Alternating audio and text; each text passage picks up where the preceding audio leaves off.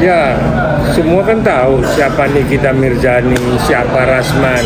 Ini kan setali buang uang ini kan, kayak nggak tahu aja. Apa memang terakhir ini kan udah nggak begitu rame lagi. Jangan-jangan ini acting nih. Tapi ya kalau secara hukum Nikita melakukan penganiayaan kepada Rasman, ya Rasman melaporkan ke Polres Jakarta Selatan itu sah-sah aja. Tapi apa benar itu atas kehendaknya Nikita atau memang Nikita disuruh ketok kepalanya Rasman supaya ada cerita baru? Nah, di satu sisi katanya si Loli, anaknya Nikita, diculik atau dibawa kabur oleh Rasman. Nah, itu kan semua ini delik aduan, ya. Artinya ini bisa diproses hukum, bisa juga dimediasi gitu. Nah, sekarang kembali lagi kepada masing-masing Nikita, Rasman maunya seperti apa. Kalau mau bersih terus, ya artinya kan ini ya bisa diproses secara hukum, penganiayaan dan pencobaan penculikan. Tinggal saling membuktikan aja benar nggak itu penculikan. Tapi kayaknya kalau untuk mediasi mereka berdua masih bersikeras nih Pak. Salah satunya ya mungkin jalur hukum. Nah kan lokasi keduanya juga kan sama-sama di Polres Jakarta Selatan nih Pak. Menurut Bapak pihak kepolisian sampai saat ini udah tepat belum sih? Apakah nanti beliau akan mengumpulkan bukti-bukti kayak CCTV atau gimana Pak? Iya, semua laporan itu ketika hendak diproses kan mesti ada alat bukti. Nah, dua alat bukti itu bisa menetapkan seseorang jadi tersangka. Ya. Nah, tapi proses Nikita sama Rasman ini beneran nggak? Ini balik saya tanya ke media nih. Bener nggak tuh cerita? Jangan-jangan cuma memang mau acting aja gitu. Tapi Pak, kan sampai Rasman dipukul sampai berdarah. Kira Rasman visum, saling lapor antara Rasman dan Nikita Mirzani itu seperti apa sih Pak? Mungkin apa bisa dikenakan pasal ya, gitu? Kalau pasalnya pasal penganiayaan, ya laporannya Rasman. Laporan Nikita kan pasal penculikan. Tinggal sama-sama saling membuktikan bener nggak diculik si Loli oleh Rasman. Benar nggak si Rasman diketok sampai berdarah oleh Nikita? Nah ini kan sudah terbukti dengan adanya visum. Artinya proses penganiayaan itu bisa naik. Nah sedangkan proses penculikan itu harus dibuktikan. Ya, ditanya kepada Loli, lu benar diculik nggak? Apa lu memang sengaja datang ke rumah Rasman? Nah, artinya ya kita semua tahu, publik tahu siapa Nikita, siapa Rasman, dan terakhir ini kan saya dengar lagi berseteru dengan Hotman Paris. Ya itu aja yang muncul sekarang di media kan, lagi infotainmentnya Rasman, Hotman Paris, dan Nikita. Pak, ketika masuk persidangan nantinya mereka berdua apakah akan dibarengin sidangnya atau satu-satu atau gimana Pak? Kalau ini berproses satu-satu masing-masing, di BAP-nya pun masing-masing. Tapi pertanyaan saya apa iya mereka akan berseteru terus? Artinya tidak mau mencabut laporannya. Mungkin pihak kepolisian, Polres pun akan memediasi ya. Apa kalian terus mau berseteru sampai ini naik ke kejaksaan, sampai ini ke pengadilan, akhirnya salah satu ada yang ditahan karena melakukan penganiayaan ataupun melakukan penculikan. Nah itu kan nanti bagaimana pembuktiannya.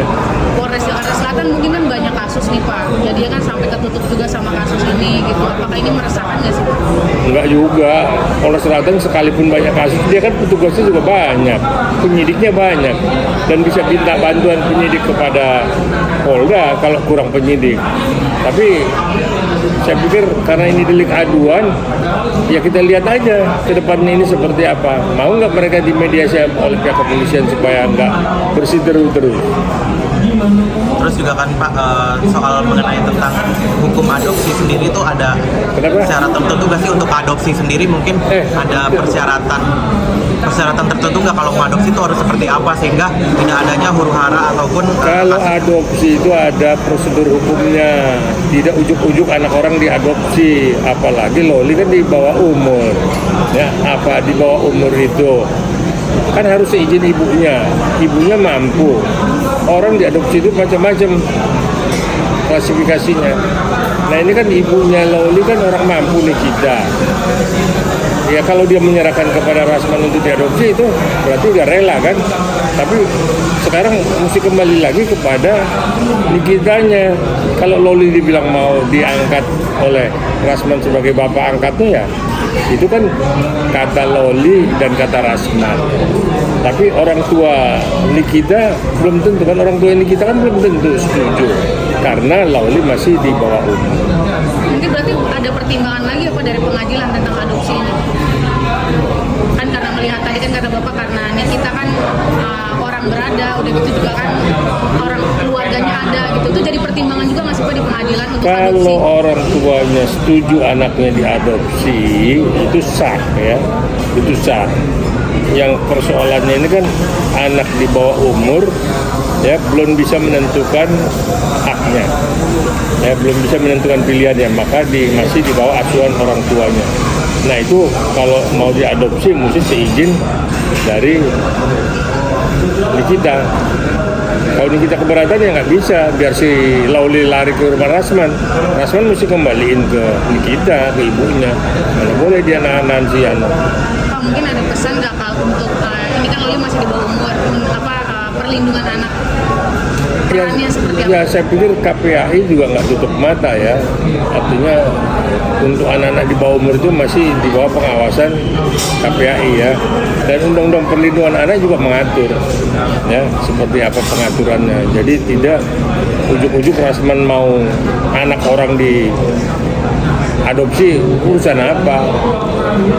Pak, tanggapannya gimana sih Pak mengenai tentang Rasman yang bawa 33 pengacara gitu dalam menangani kasus ini? Ya udahlah, itu lucu-lucu aja lah. Entah pengacara dari mana pun saya nggak tahu. Tapi lucu-lucu lah itulah.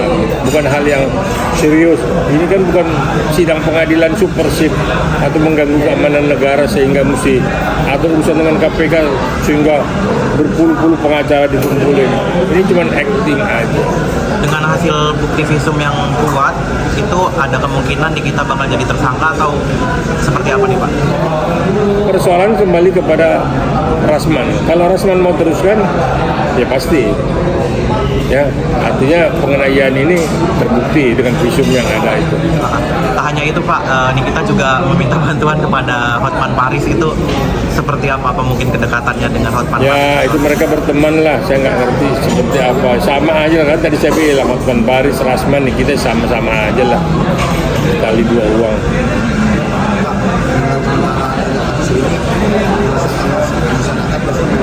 Nggak ada, masyarakat nggak resah, ini kan tontonan infotainment, lucu-lucu aja. Mana ada masyarakat resah orang nggak mengganggu perekonomian negara kok. Tapi mungkin karena netizen tuh orangnya kepo kali Pak ya, jadi mereka tuh pada berkomentar antara pro dan kontranya, entah bilangnya katanya kita sebagai ibu harusnya lebih aktif lagi untuk anaknya. Udahlah, dan juga Rasman juga semua tidak tergantung netizen. Sekarang semua tergantung Nikita mau nggak anaknya diadopsi oleh Rasman. Terus Rasman mau nggak meneruskan ini sampai ke pengadilan, akhirnya Nikita masuk penjara. Itu aja. Tapi anak pun sendiri ada rasa traumatik nggak sih Pak? Apalagi dengan hal seperti ini. Dia kan sebagai anak kandung tidak ingin bertemu dengan ibunya. Maksudnya dengan perkataan yang kasar gitu-gitu. Jadi kayak merasa dirinya mentalnya itu udah kena gitu. Ya semua kembali lagi kepada Nikita ya sebagai ibu terhadap anaknya seperti apa dia mendidik anaknya. Ya. Kalau anaknya ditekan terus ya lari anaknya. Ya, jadi semua kembali lagi kepada orang tua di dalam membimbing anak-anak. Oke Pak, terakhir simpulan dari perkara ini tuh sebaiknya seperti apa Pak harapannya? Mudah-mudahan cepat selesai lah ya. Cepat selesai. Kalau ini acting ya udah berhenti aja, acting melulu kayak nggak ada lagi yang mau diactingin. Ya, tapi ya kalau memang ini akhirnya bersih terus ya udah damai aja. Besok berteman lagi kok mereka. Oke.